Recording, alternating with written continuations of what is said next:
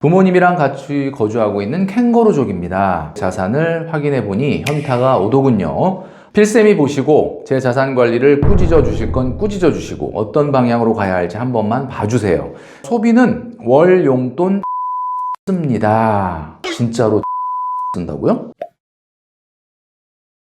네, 여러분 안녕하십니까. 돈을 지키는 머니 트레이닝, 머니 트레이너 김경필입니다. 자, 오늘도 여러분들의 고민 사연을 가지고 이야기 나눠보도록 하겠습니다. 자, 현재 저는 38살 여성이고요. 월 450만 원 정도를 법니다. 부모님이랑 같이 거주하고 있는 캥거루족입니다. 내년에 부모님이 퇴직을 하게 되면 일부 생활비를 제가 분담해야 될 것 같아서 제 자산을 확인해 보니 현타가 오더군요. 나름대로 잘 모았다고 생각하는데 그게 아닌 것 같아요. 필쌤이 보시고 제 자산 관리를 꾸짖어 주실 건 꾸짖어 주시고 어떤 방향으로 가야 할지 한 번만 봐주세요. 그리고 제 집은 그대로 둘지 갈아타야 될지 조언을 좀 해주시면 감사하겠습니다. 솔직히 더 넓은 데로 가고 싶긴 한데 제 상황에서 너무 오버하는 것이 아닌가 싶어서 주저하고 있습니다. 내용은 굉장히 짧습니다. 그러니까 아마 이분이 이 캥거루족인데 자신의 집이 따로 있으신 것 같아요. 자, 한번 내용을 살펴보면요. 월소득 450만 원은 휴가비, 명절 보너스 다 합친 금액입니다. 그리고 플러스 월세 50 이렇게 돼 있습니다. 그러니까 본인이 임대소득을 받는 주택이 따로 있네요. 그러니까 이분의 소득은 500만 원입니다. 굉장히 좋다. 소비는 월 용돈 7, 80 정도 씁니다. 진짜로 7, 80만 쓴다고요? 경조사비를 포함하면 더 쓸 것 같아요. 자, 12월 소비 내역을 보내주셨습니다. 쇼핑에 17만 5,380원, 주거, 세금 15만 2,130원. 이번 달 부모님 집 재산세를 제가 좀 내서 좀 더 들었습니다. 이렇게 돼 있고요. 그러니까 생활비는 안 드리는데 재산세를 내는데 조금 힘을 보태셨다.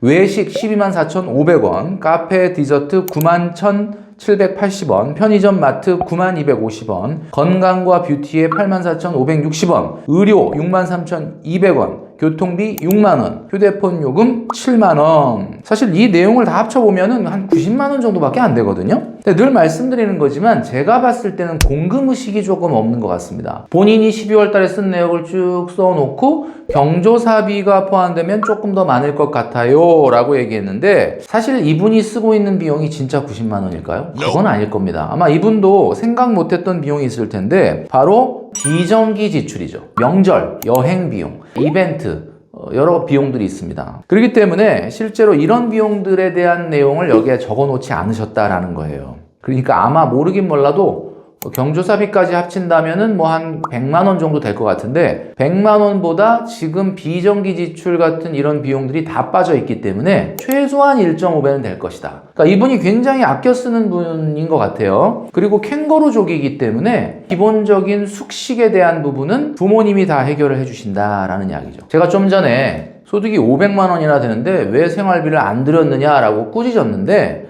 이 부분은 뭔가 속내를 좀 들여다볼 필요가 있습니다. 부모님이 충분히 지금은 생활비를 조달하는데 전혀 필요가 없으니까 너 돈 모으는데 열심히 모으고 안 줘도 된다 라고 정말 강력하게 얘기하셨다든지 자산이 많고 소득이 높아서 안 내도 돼 라고 했다라고 하는 경우라면은 예외입니다. 자, 근데 그게 아니라고 한다면 캥거루족이라는 것의 장점이 뭐예요? 주거 비용과 식생활 비용이 안 들어간다는 거잖아요. 그렇다면은 어느 정도는 부모님에게 생활비를 드리는 게 맞습니다. 자, 그렇다면 이분 같은 경우는 추정컨대 굉장히 아껴 쓰고는 있지만 150만 원 정도는 쓴다라는 거거든요.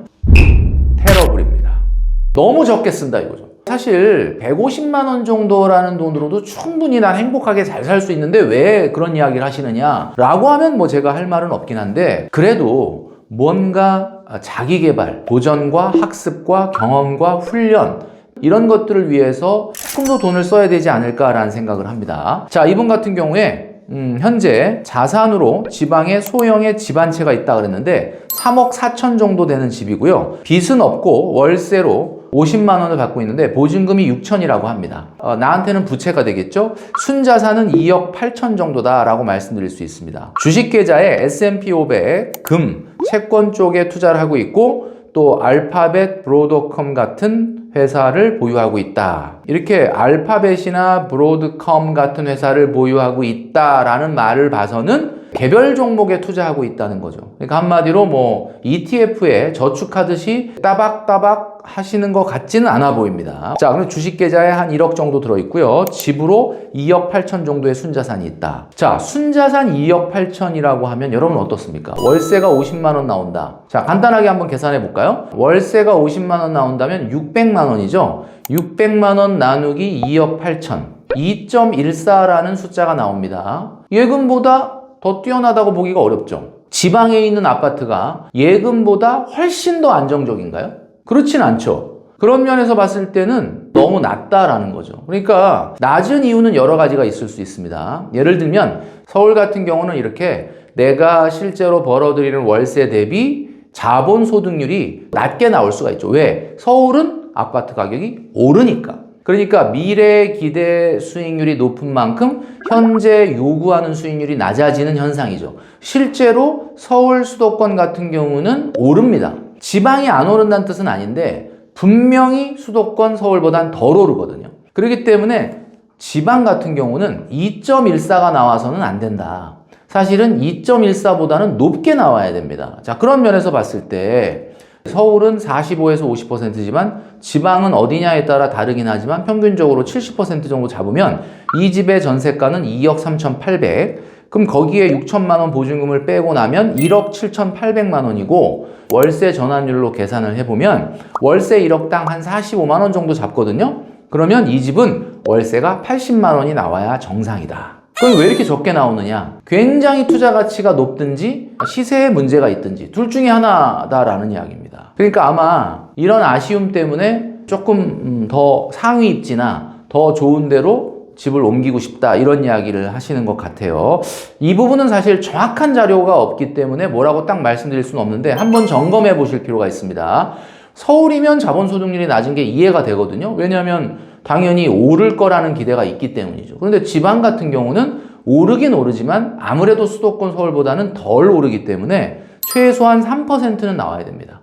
자, 그 다음에 아쉬운 점은 얼마의 정기저축을 하고 있는지 얼마의 투자를 하고 있는지가 불분명하다. 고민 사연을 보내주실 분들에게 제가 말씀드리고 싶은 것은 나의 고민만 얘기하지 말고 한 달에 얼마를 저축하고 있고 투자하고 있는지를 보내주셔야 됩니다. 자, 지금 이분 같은 경우는 500만 원의 소득이 있는데 지금 추정컨대 150만 원 정도의 소비를 하신다라고 하면 350이 남잖아요. 근데 지금 350 어디다 저축하고 계세요? 이 부분이 불분명하다라는 겁니다. 자, 알파벳, 브로더컴 같은 회사에 직접 투자하신다면 종목에 투자하시는데 이게 보유하고 계신다라는 표현을 쓴 걸로 봐서는 매달 알파벳이나 브로더컴 같은 회사를 산다는 의미가 아니라 뭐 몇 천만 원 정도를 뭐 알파벳이나 브로더컴을 보유하고 있다 이런 의미로 들리거든요.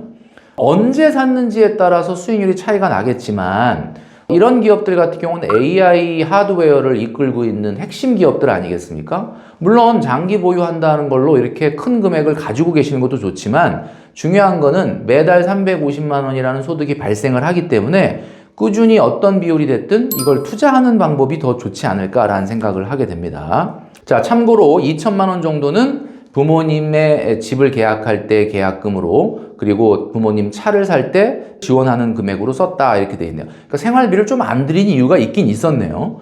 자, 이분이 20대 중반부터 경제활동을 시작했다라고 하면 15년 만에 순자산이 3억 8천. 나이스 필. 자, 우선 내가 언제까지 소득이 이어질 수 있을지 그리고 내가 생각하고 있는 행복한 노후 생활은 어떤 의미인지를 먼저 생각해 볼 필요가 있다. 지금 이분이 제 자산 관리의 방향에 대해서 어떻게 하는 게 좋을지 한번 짚어주시고 집을 좀 이렇게 더 상위 입지로 옮기는 게 좋을지에 대한 고민을 말씀해 주셨는데 저는 이런 생각이 들었습니다. 필 왔어요.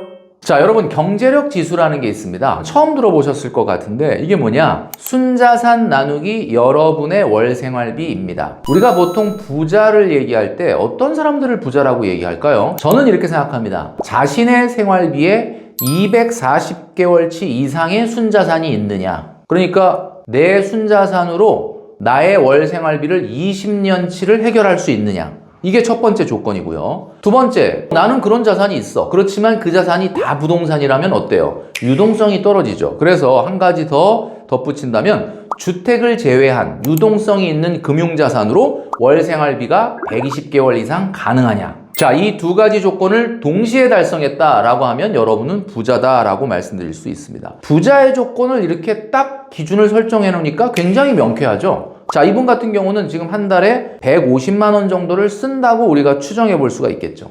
자, 그러면 계산을 해보면 노후 생활비는 얼마나 들까요? 제가 늘 말씀드리는 거지만 지금 생활비에서 여러분이 대출이자나 자녀들의 교육비를 뺀 순생활비에서 적어도 곱하기 2를 해야 된다라고 말씀을 드렸는데 많은 분들이 왜 곱하기 2를 해야 되냐라고 이야기하시죠. 자, 이분 같은 경우도 현재 지금 은퇴를 한 건 아니지 않습니까?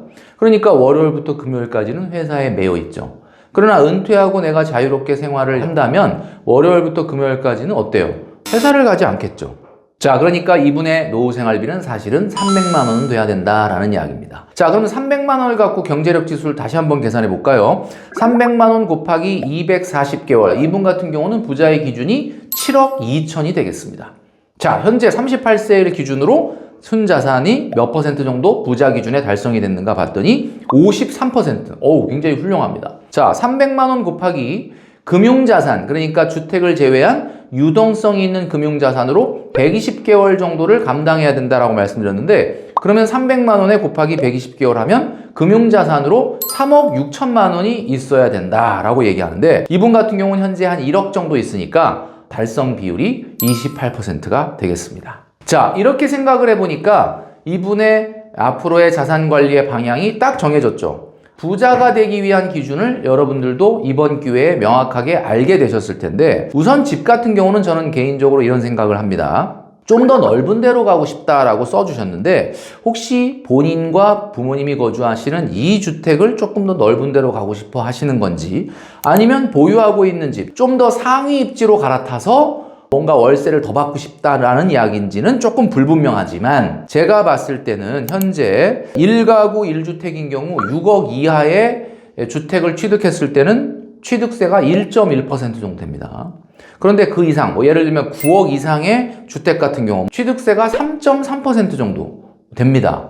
그러니까 예를 들면 10억짜리 아파트를 산다 라고 한다면은 취득세가 3천만 원이 넘는다는 이야기죠. 그렇기 때문에 평생 취득세라고 하는 것은 2번에서 3번 이상은 내면 안 된다라는 이야기입니다. 근데 이분 같은 경우는 지금 비용 자체가 6억 이하의 주택이기 때문에 내가 조금 더 좋은 집으로 취득세를 1,000만 원, 1,500만 원을 내더라도 갈아타겠다라고 하는 부분은 저는 충분히 생각해 볼 수도 있는 내용이다라고 생각을 합니다. 다만 비슷한 수준의 비슷한 집으로 갈 바에는 굳이 취득세를 내면서까지 옮길 이유는 없다. 그리고 이분이 지금 대출 비율이 제가 봤을 때는 3억 4천 정도 되는 주택에 본인 부채가 보증금 6천만 원 정도 수준이기 때문에 이거보다 조금 더 상위 입지로 가는 거에 대해서는 오버라고 생각하지 마시고 잘 한번 생각하셔서 시도해보는 것도 나쁘지 않다.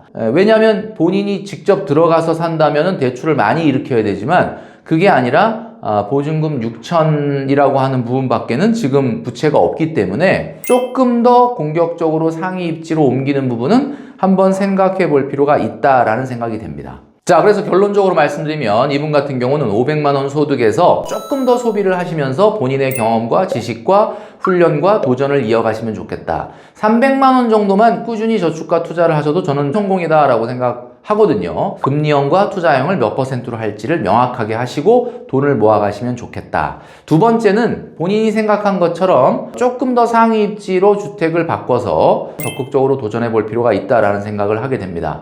다만 제가 말씀드렸던 것처럼 지방의 아파트는 시세 차익이 그렇게 크게 서울 수도권만큼은 올라가지 않기 때문에 한 3% 이상의 자본 수익률이 나오는 집으로 한번 옮겨보는 시도를 해볼 필요는 있겠다라는 말씀을 드립니다. 자, 이 내용을 참고하셔서 투자의 방향, 저축의 방향, 자산 운용의 방향을 가지시면 좋을 것 같습니다.